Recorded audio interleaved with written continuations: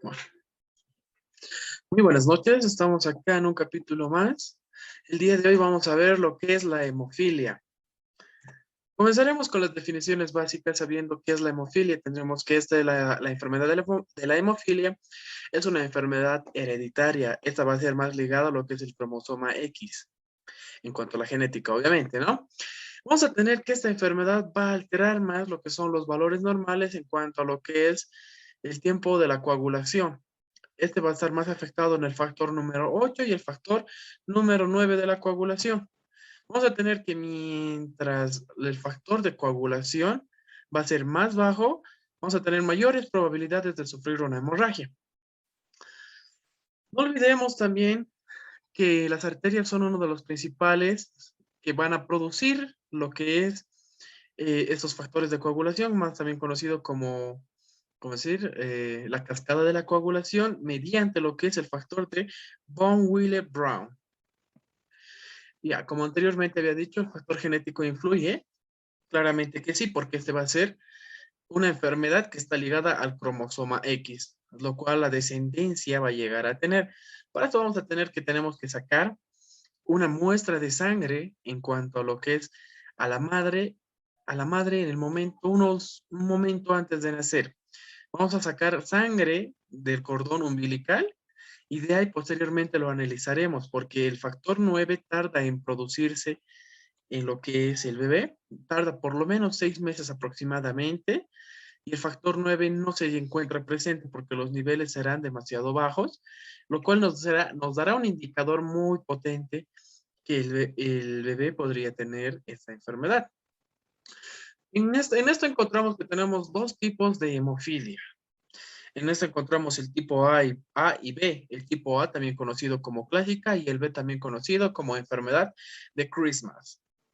El A es más característico porque este va a ser que el factor de coagulación, el número 8, no tenga su producción adecuadamente. Y el tipo B va a ser al factor 9. También vamos a tener que estos son los factores de coagulación. Aquí me he confundido, he puesto pruebas.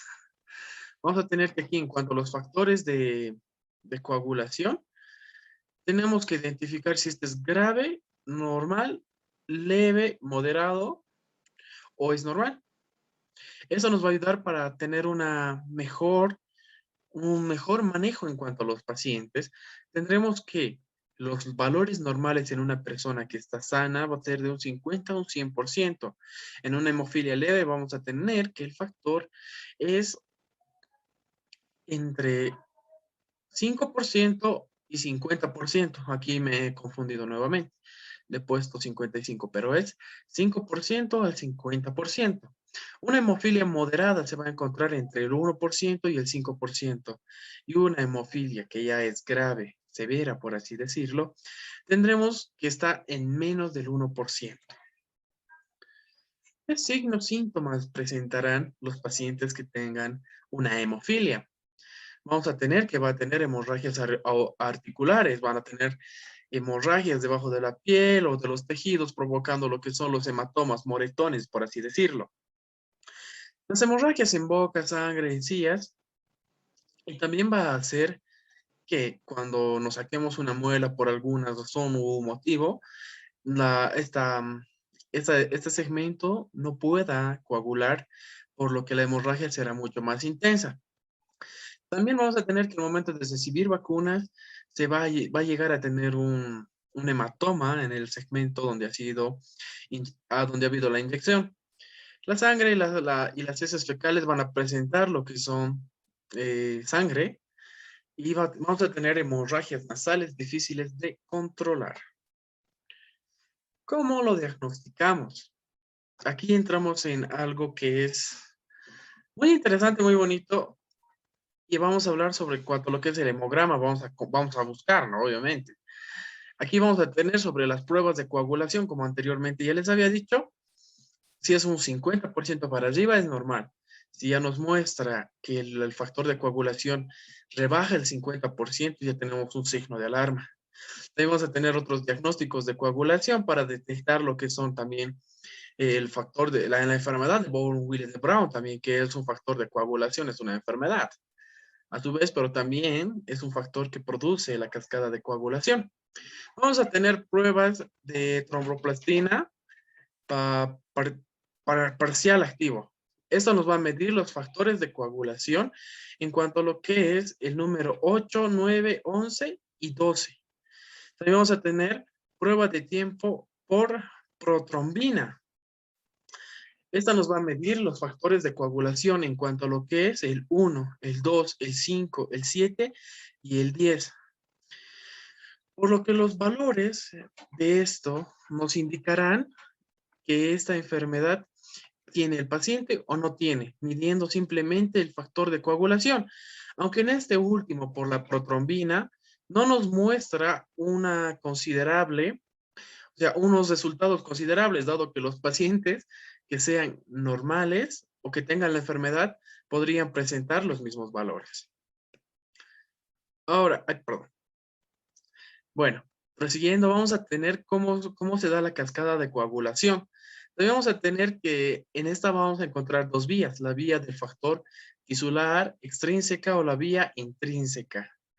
Estas simplemente se van a unir, al menos en cuanto al factor de la intrínseca, se va a unir en cuanto, se va a unir en cuanto al colágeno para producir esto dado que es interno. Esto es dentro de los músculos, tejidos y etcétera. Y vamos a tener que en el factor extrínseco van a ser por golpes, traumas. Esto se va a unir a la protrombina generando el factor 10. Esto se va a convertir en la trombina, lo cual va a generar el factor de coagulación y la coagulación propiamente dicha.